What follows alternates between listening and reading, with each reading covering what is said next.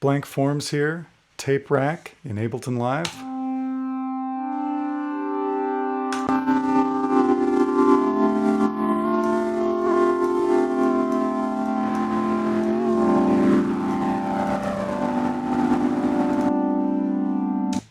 So I made this device because I love using tape-like effects in my productions and also use actual tapes and tape recorders all the time. So I wanted to take what I've learned from using all of that gear and try to just make something in live that would be useful for others and stuff that I would use also in my productions. This is an Ableton Live rack, meaning it's using all Ableton devices, and it requires Live Suite 10.1. So let's dive into each knob, see what they do. I'll play this sound. Just a pretty simple operator pad, not a lot of pitch motion or other motion. Pretty basic. I'll turn it on, turn everything down.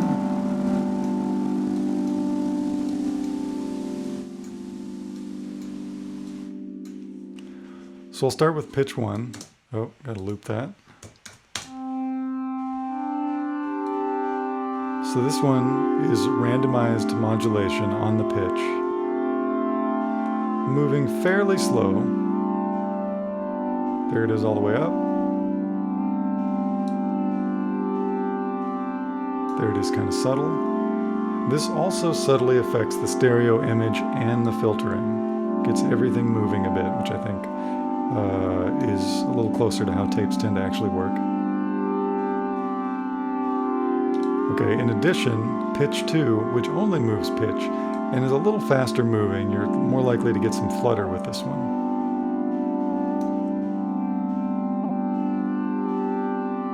Here they are together.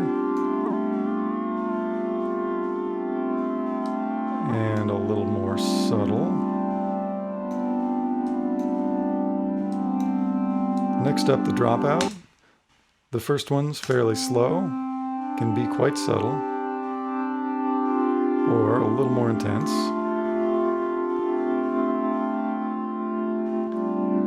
The second one is the speed and intensity of the first one. So the second one on its own isn't going to do anything, but when you have it turned all the way up and you turn up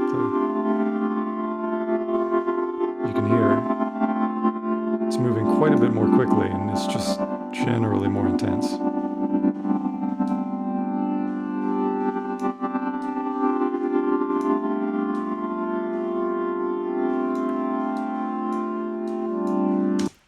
Next up, compression. This is parallel compression. This is a setting I love to use on a lot of things, and it can get a little distorty at the end.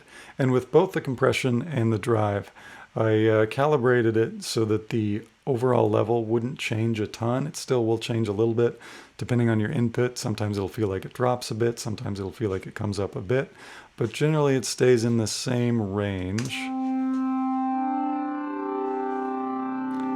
So this particular sound you're not going to hear a whole lot, but you are going to hear a bit of distortion in the compression. Here's the drive. Here's a little of both. This will be more obvious on the next example with some drums. And next up, the noise.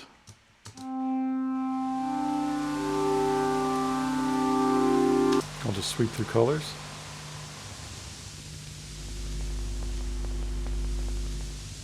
So this can actually be a fun device just purely as a noisemaker, which we'll get into in a bit.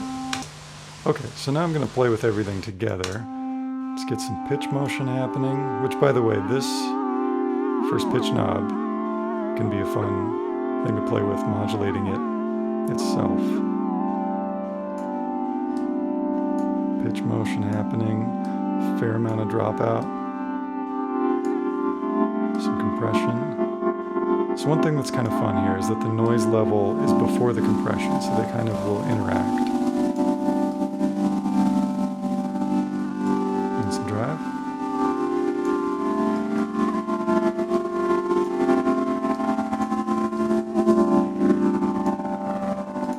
Original.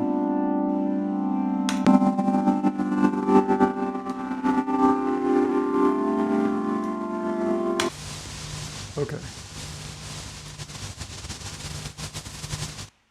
Next example, just a basic drum loop. So I'm going to grab tape rack up here, I have it in my favorites.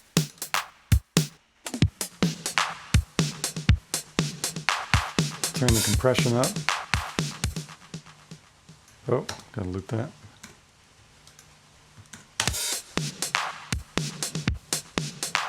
Some drive. Get the pitch going. It's not going to be as obvious on drums, but still does nice things. More dropout. Back to the original.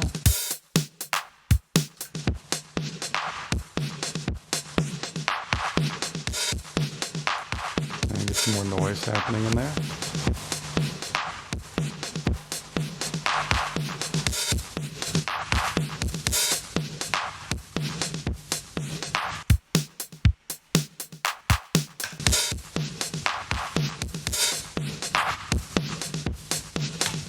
Alright, so those are just some quick examples of what it can do, but it's super fun. Check it out on my Gumroad site. It's free, and thanks for watching. Please like and subscribe.